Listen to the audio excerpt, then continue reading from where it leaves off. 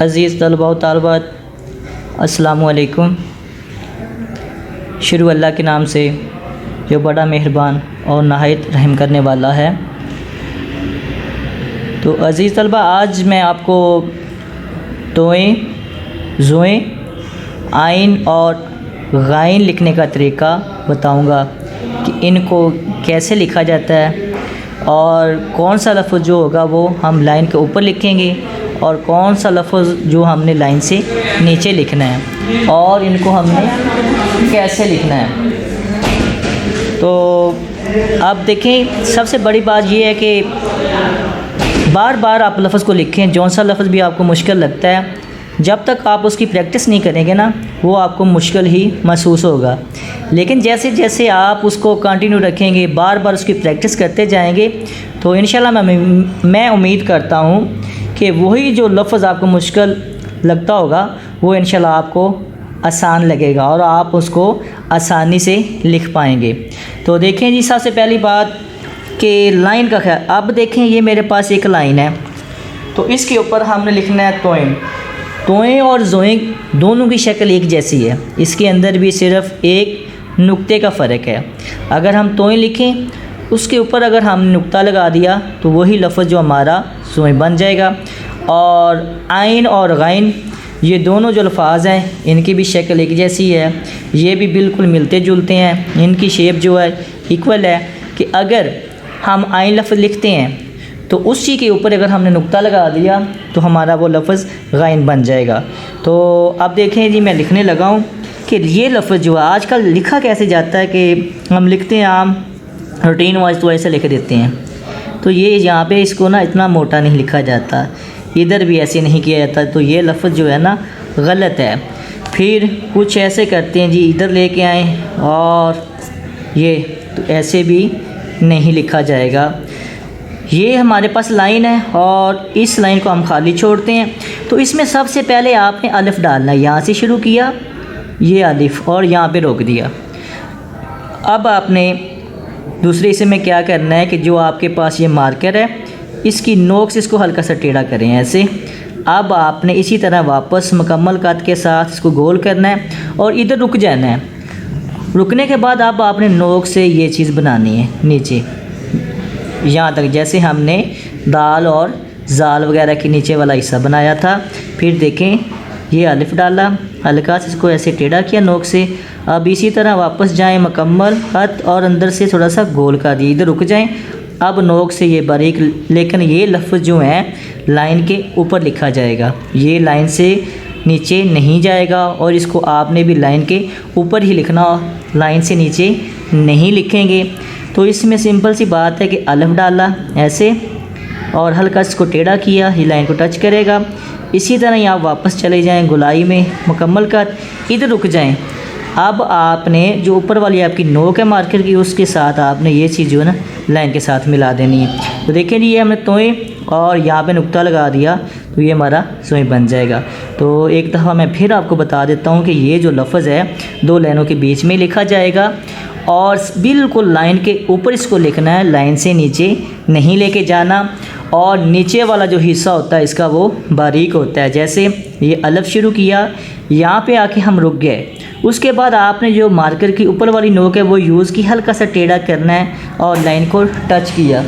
Touch करने के बाद आपने ये जो हिस्सा है इसको वापस ऐसे गुलाई में लेके जाना है यहाँ तक। यहाँ मार्कर खुद जो मुकम्मल इसका काट तो वो इस्तेमाल हो जाएगा। और इधर आके फिर आपने रुक जाना है। इधर रुकने के बाद आपने फिर मार्कर यूज़ करनी और ये बारीक बन जाएगा।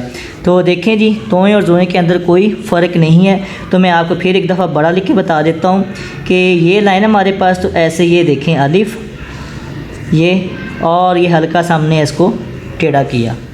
अब आपने जब वापस जाना है तो ये देखें, ये मार्कर मुकम्मल इसका कट और इधर आके आपने फिर रुक जाना है। यहाँ पे आके आप रुके, उसके बाद आप नोक यूज़ की तो हल्का से इसको टेढ़ा कर दिया। जब आप मार्कर को वापस लेके जाएंगे तो ये जो है ना यहाँ पे मुकम्मल कट खुद ही इस्तेमाल हो जाएगा। अब आपने क्या करना होगा, इधर रुक जाना है। अब आपने मार्कर की जो नोक है उसके साथ बारीक, ये देखें लाइन के ऊपर ये लिखना है। और ये तोएं हैं और अगर हम चाहते हैं कि ज़ोए लिखना है तो ऊपर हम नुक्ता लगा दें तो ये लफ्ज़ ज़ोए बन जाएगा। तो बार बार इसकी प्रैक्टिस करें जी। ये अलिफ हल्का सा टेढ़ा किया, ये मुकम्मल कत, इधर रुक जाएं और नोक से बारीक। ये तोएं, ये अलिफ हल्का सा टेढ़ा किया, इधर आ जाएं और उसके बाद नोक से ये बारीक। ये दोनों अल्फाज जो हैं वो एक जैसे हैं और लाइन के ऊपर लिखे जाएंगे। तो इसके लिए भी आपको प्रैक्टिस करना बहुत ज़रूरी है। तो आराम से आप लिखते जाएं और इसकी जो है ना शेप वो बिल्कुल सीधी लाइन के ऊपर रखनी है। लाइन से नीचे आपने ये लफ्ज़ जो है ना वो लेकर नहीं जाना। और उसके बाद लफ्ज़ है आइन। तो आइन और गैन ये दोनों अल्फाज जो हैं वो भी एक ही शक्ल के हैं। ये दोनों की जो शक्लें हैं इनकी शेप है वो मिलती जुलती है। इसके अंदर भी सिर्फ़ एक नुक्ते का फ़र्क है। तो इसमें भी दायरा है, तो ये दायरा भी लाइन से थोड़ा सा नीचे लिखा जाएगा। तो देखें ये लाइन पे हम लिखने लगे हैं। तो जब भी आपने लिखना है तो इस लाइन को टच करते हुए यहाँ पे एक नुक्ता लगाएं ऐसे। ये देखने में तो एक नुक्ता है, लेकिन आपने ये नुक्ता लगाना है। उसके बाद नोक से ये चीज़ ऊपर ले जाएं और फिर वापस आएँ, इधर रुक जाना है। अब आपने यहाँ पे नोक से ये चीज़ जो है ना इसको भी ऐसे ही बनाना है। तो बीच में आपने कम से कम एक नुक्ते का फ़ासला रखना है कि जब ये जैसे हमज़ा लिखते हैं ये शक्ल इसकी एक ही है। अब दोबारा फिर देखें कि ये एक नुक्ता लगाया, इसी तरह मार्कर को अंदर घुमाया और यहाँ तक ले गए। इसी तरह नोक से आप वापस आएँ और ये वाला हिस्से पे आपने नोक टच करनी और यहाँ तक ऐसे। और अब आपने दायरा लगाना है। तो यहाँ से शुरू किया और ये मुकम्मल कत और यहाँ से यहाँ तक। तो अब देखें ये चीज़ का ख्याल रखना है, जैसे हमने जीम, चे, हे, खे वगैरह लिखा था, ये इसकी भी शक्ल वही है। तो कोशिश ये करनी कि जिस वक्त आप लिख रहे होते हैं ना, जब स्टार्ट हम ये देखें आइन को जो सिरा शुरू किया हमने वो भी हमने बारीक नोक से बनाया है। तो जब ये ख़त्म होगा तो ये भी नोक से ही बारीक होगा। मतलब मेरे कहने का ये है कि अब ऐसे नहीं करना कि यहाँ पे तो हमने ये लफ्ज़ ठीक लिख लिया है और जब आप ख़त्म कर रहे हैं ऐसे तो फिर आप ऐसे कर दें तो ये लफ्ज़ आपका गलत हो जाएगा।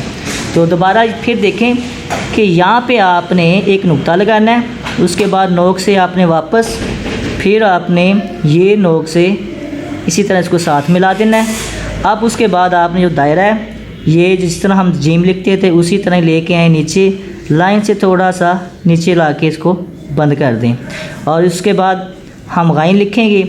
तो गैन के लिए भी ये लफ्ज़ एक नुक्ता लगाया, नोक से ये किया और इसको फिर वापस लेके जाएं यहाँ तक। ये आइन और गैन के अंदर कोई फ़र्क नहीं है लिखने में, लेकिन सिर्फ सिंपल सी बात है कि इसके अंदर हम जो ना एक नुक्ता लगा देंगे तो वही लफ्ज़ जो हमारा गैन बन जाएगा। तो इससे बाहर नहीं जाएंगे। अब आपने यहाँ पे आना है और दायरा जिसी तरह हमने सीन जीम लिखा था वैसे ही लेके आए और यहाँ पे आके रोक दिया। और जिस तरह ये स्टार्ट में हमने नोक यूज़ की है वैसे ही यहाँ पे नोक यूज़ करनी है।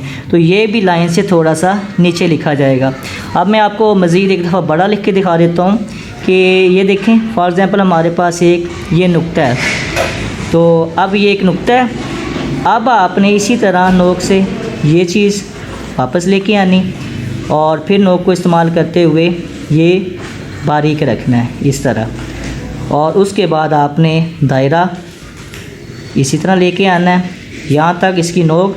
अब ये ख़ुद ब खुद ही इसका जो कट है वो मुकम्मल हो जाएगा और जब इसने ख़त्म होना है तो ये देखें ये ख़ुद ब खुद ही बारीक हो जाएगी। ये शक्ल आपने रखना होगी और लाइन का ख्याल करना है। ये हमेशा जो अल्फाज होते हैं वो लाइन से नीचे लिखे जाते हैं। तो कोशिश करें जी इसकी बार बार आप प्रैक्टिस करते जाएं और अपने जो अल्फाज हैं उनको इसके मुताबिक जैसे मैं समझा रहा हूँ बार बार प्रैक्टिस करें। तो इंशाअल्लाह हम उम्मीद करते हैं कि आपके वही अल्फाज जो हैं वो खूबसूरत से खूबसूरत होते जाएंगे।